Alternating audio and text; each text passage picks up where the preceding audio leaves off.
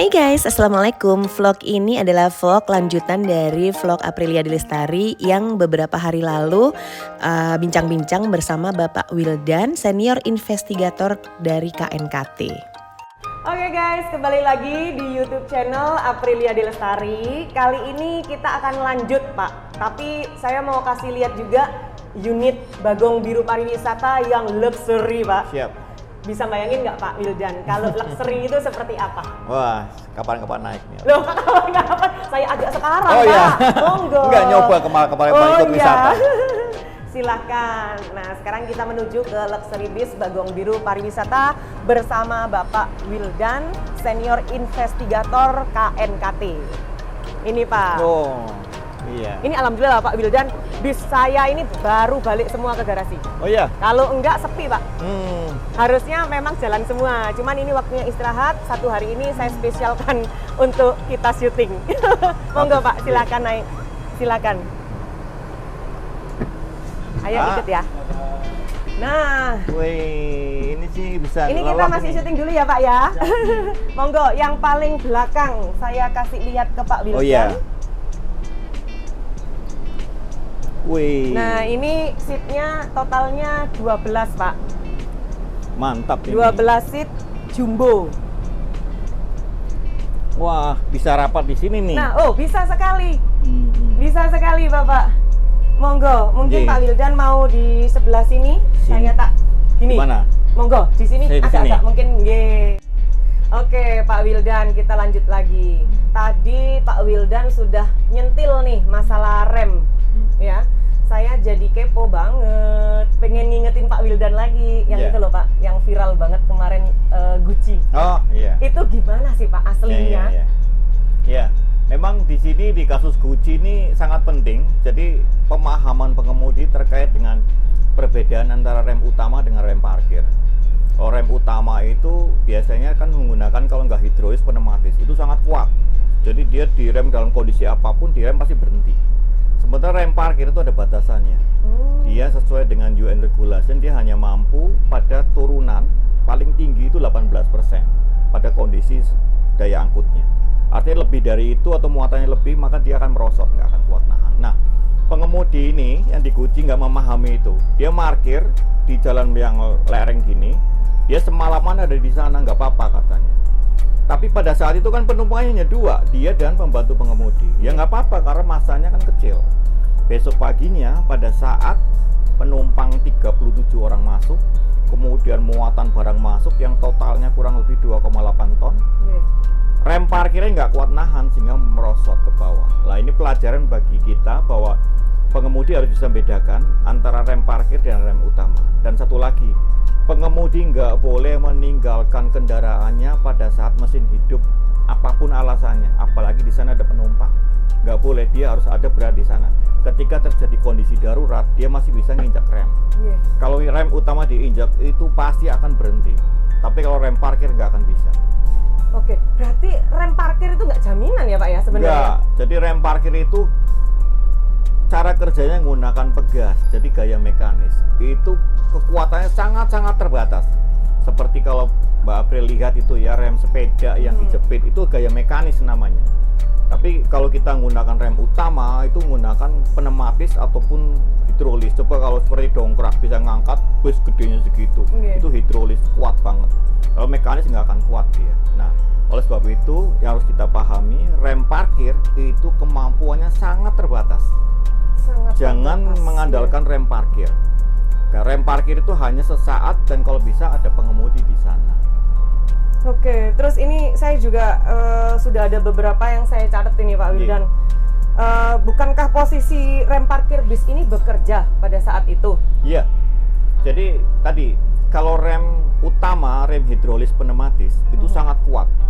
Ketika direm, dia akan melakukan penguncian roda dengan sangat baik. Betapa berapapun gaya yang mendorong dia akan bertahan sehingga dia nggak akan bergeser. Kalaupun bergeser itu namanya terdapat skid mark, dia gerakan translasinya, tapi rodanya nggak akan muter. Berarti maaf. Kalau rem parkir enggak, dia pakai gaya pegas.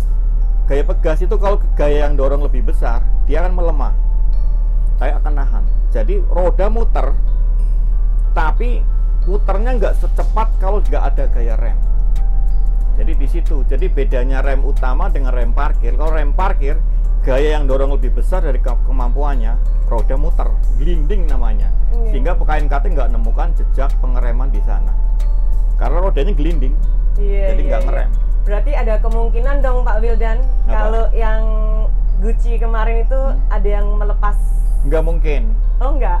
Nggak mungkin, karena kalau melepas, lihat dari gerak turunnya dengan grade sebesar 28%, dengan massa seperti itu, kecepatannya akan tinggi seharusnya. Tapi dari video terlihat dia lambat. Bahkan ketika nabrak tebing sebentar, dia sempat berhenti sebentar. Itu artinya apa? Ada yang nahan. Itulah rem parkir. Jadi rem parkir itu nggak ngelepas, tapi dia nahan, ganduli gitu. Jalan pelan ini. Bukan karena itu lahannya yang jeduk-jeduk gitu, jadi kayak ketahan gitu enggak ya?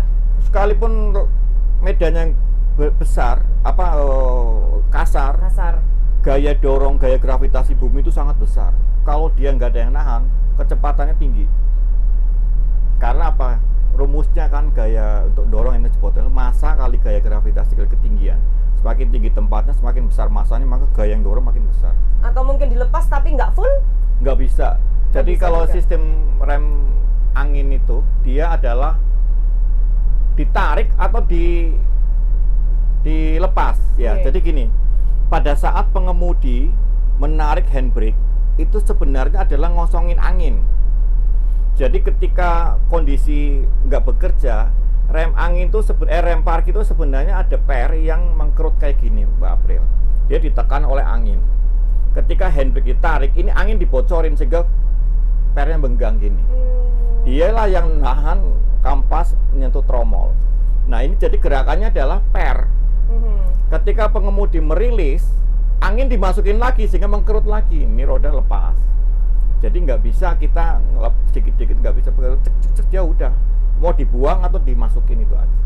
Oke, berarti ya kemarin waktu investigasinya dari KNKT sendiri kan ya ada yang pro ada yang kontra gitu mungkin ya Pak ya. Tapi di sini Pak Wildan sudah menjelaskan yang secara logikanya gitu kan juga nggak semata-mata apa ya pengecekan itu sekali dua kali gitu ya Pak ya. Jadi memang benar-benar itu jelas banget bahwasanya itu bekerja. Jadi guys, dari gerakan turun kendaraan sama dari jejak, kemudian pada saat kendaraan lagi sesudah dievakuasi kondisinya juga mengunci juga ya. Itu jadi posisi seperti itu yang menunjukkan bahwa memang rem parkirnya dalam posisi bekerja. Dan kita hitung ternyata grade-nya lebih besar daripada standar yang ditetapkan oleh UN Regulation. UN Regulation maksimal 18%, di situ 28%. Artinya, by design, mobil jenis apapun, bis apapun, nggak akan mampu menahan ini. Karena dia didesain maksimal hebat-hebatnya di 18% sebenarnya. Jadi itu slope-nya sampai 28%. Kalau ngomong masalah desain, masalah tipe ya Pak ya, yang saya pelajari selama ini, yang saya ketahui, itu kan di Indonesia ini ada dua brand. Yang brand Jepang dan brand Eropa. Nah, sering terjadi kalau seandainya ada kebocoran angin, nggak tahu itu dari valve selangnya atau kompresor anginnya, itu kalau yang saya tahu karena kita punya yang produk Jepang dan Eropa. Mohon maaf ini sebelumnya, kalau produk Jepang sendiri itu kan kalau terjadi kebocoran nggak langsung mengunci Pak, nggak langsung nge-lock gitu. Tapi kalau yang Eropa selama ini langsung nge-lock dan itu lebih aman. Nah, kalau menurut Pak Wildan sendiri bagaimana itu Pak penjelasannya? Jadi memang gini, namanya rem parkir, itu tadi saya katakan fungsi bekerjanya pada saat dia default, pada saat dia nggak bekerja, itu PR-nya nekan, kemudian ditekan oleh angin. Betul. Kemudian pada saat kita mau mengaktifkan rem, ini dibocorin, anginnya kosongin, sehingga dia benggang. Nah, ngosongnya angin ini ada dua mekanisme. Yang pertama dilakukan oleh pengemudi, yang kedua ketika tabung anginnya bocor. Nah, di sini seharusnya tabung angin ini, sistem rem ini didesain namanya emergency brake. Ketika tabung angin ini bocor habis, otomatis harusnya ngosongin yang ada di dalam spring brake chamber tadi. Nah, ini yang kita sampaikan kepada salah satu produk kita sampaikan, produk Anda pada saat tabung angin ini bocor, ini nggak melakukan merilis ini. Jadi seharusnya pada saat ini kosong, angin di sini juga harus ikut kosong, seharusnya kebuang sana. Ini belum. Nah, kalau dia produk yang lain, kalau ini kosong, ini otomatis kosong, terhubung dengan hukum bejana berhubungan. Jadi begitu ini kosong, ini ikut buang keluar. Nah, ini yang kami sampaikan, ini jadi yang disebut emergency brake. Jadi tanpa perlu pengemudi narik handbrake, ini seharusnya otomatis dia harus ngunci seharusnya. Nah, ini lagi mereka melakukan re-engineering. Jadi penjelasannya seharusnya ketika di service brake, di rem parking tadi kita sebut spring brake chamber, tabung angin ini kosong, seharusnya angin yang ada di spring brake chamber ini juga ikut kosong. Itu yang disebut dengan emergency brake tadi. Nah, ini yang lagi dilakukan re-engineering, bagaimana ketika ini kosong, ini otomatis kosong. Tapi sudah ada nggak sih Pak Wildan dari KNKT sendiri untuk melakukan, bukan negor ya, lebih ke diskusi atau sharing sama yang produk Jepang atau si produk Eropa ini? Kita bahkan melakukan pengujian langsung. Kita pengujian tes dengan teman-teman operator, kita tunjukkan, oh iya ini bekerjanya ini. Jadi findingnya udah jelas. Kita tulis, starter tulis juga, dan mereka welcome. Ini hal-hal ini kan wajar terjadi di dunia otomotif, karena temuan-temuan kadangkala kita nggak memikirkan seperti itu juga. Nah, ini menjadi finding yang sangat bagus sehingga mereka bisa melakukan perbaikan re-engineering. Pak Wildan, ini kalau masalah keamanan ya, apa sih yang bisa menjadi perhatian untuk dari pelaku bisnis atau bahkan yang menjalankan dalam arti kru, menjadi perhatian lah supaya tidak terjadi kecelakaan, terus parkir yang benar itu seperti apa?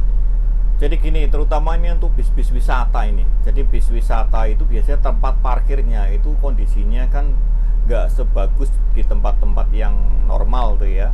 Jalannya agak nanjak atau turun dan sebagainya, tanahnya nggak padat, agak gembur dan sebagainya. Jadi carilah yang pertama nih, usahakan bidang yang datar.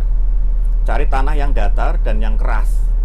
Jangan yang gembur atau yang mudah tenggelam dan sebagainya. Kalau hal itu nggak ada, hanya ada yang nurun atau nanjak, posisikan pertama gini, pada saat parkir ya, selesai, kemudian ganjel empat-empatnya dan lebih aman, masukkan ke gigi aja, ke gigi R atau apa, kemudian bisa ditinggal. Jadi yang bertahan di sana selain rem parkir, ganjel juga ditahan oleh posisi gigi. Kita menjaga jangan sampai pada saat rem parkir kan bisa aja bocor. Ketika bocor dia bisa nyelonong, dan ketika nyelonong gaya ke bawah, ganjel bisa jadi nggak akan mampu menahan. Itu aja. Jadi harus ditahan dengan posisi gigi. Tapi sedapat mungkin jangan parkir di bidang yang menurun atau menanjak. Jangan.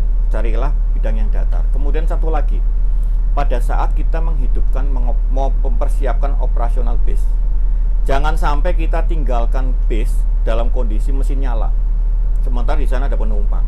Ini tindakan yang gegabah dan berbahaya. Pengemudi itu nggak boleh meninggalkan bis pada saat mesin hidup dan di dalam ada penumpang.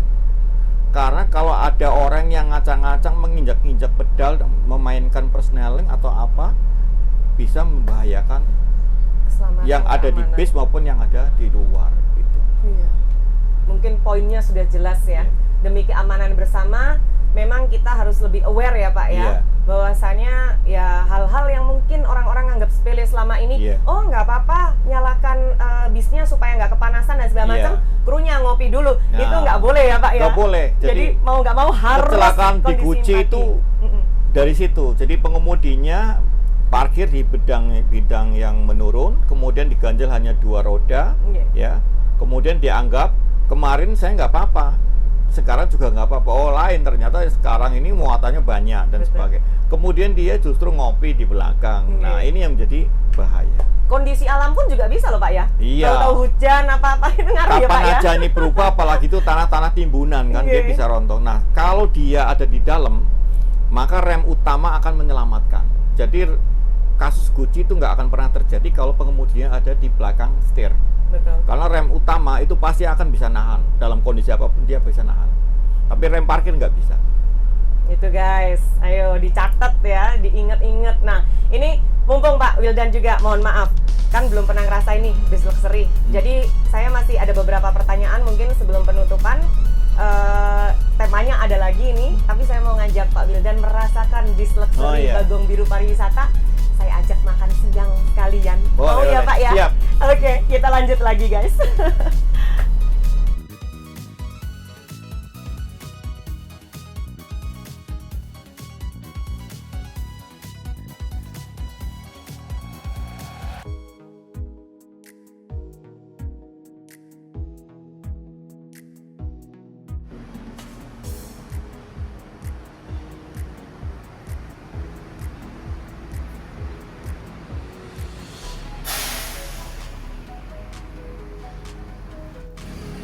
So guys, siang ini April ajak Pak Wildan beserta tim dari Jasara Harja Pusat dan Jasara Harja Malang untuk menikmati makan siang di Taman Indi Resto.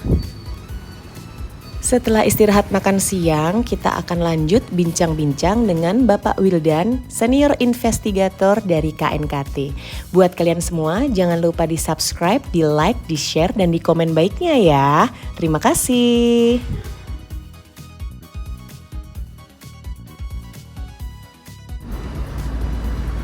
Nah, ini ngajak bapak-bapak ini, nama luxury.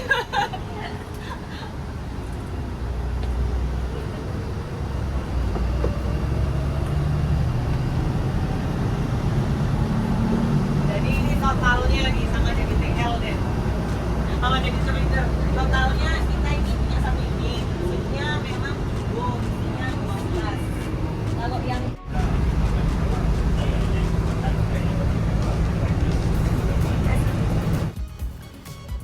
Oh ya guys, untuk teman-teman yang mau sewa bis Bagong Biru Pariwisata bisa chat WhatsApp ke tim marketing saya yang ada di nomor WhatsApp 0811 3970 8888.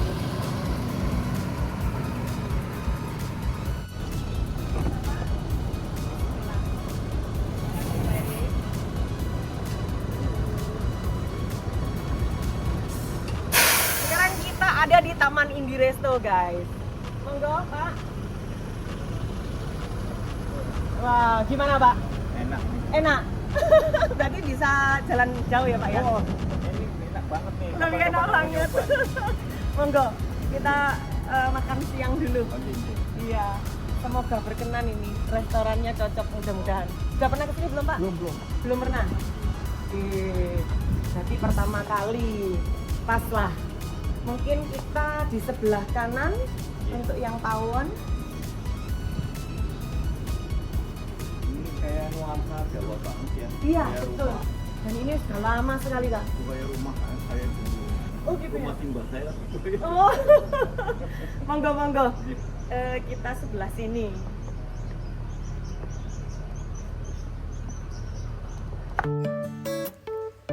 Oke guys, untuk part ketiga April akan lanjutkan di vlog berikutnya ya. Untuk kalian semua terima kasih atas doa baiknya, supportnya. Pokoknya dukung terus ya channel YouTube Aprilia Dilestari. Jangan lupa di share, di like, di komen baiknya. Wassalamualaikum warahmatullahi wabarakatuh.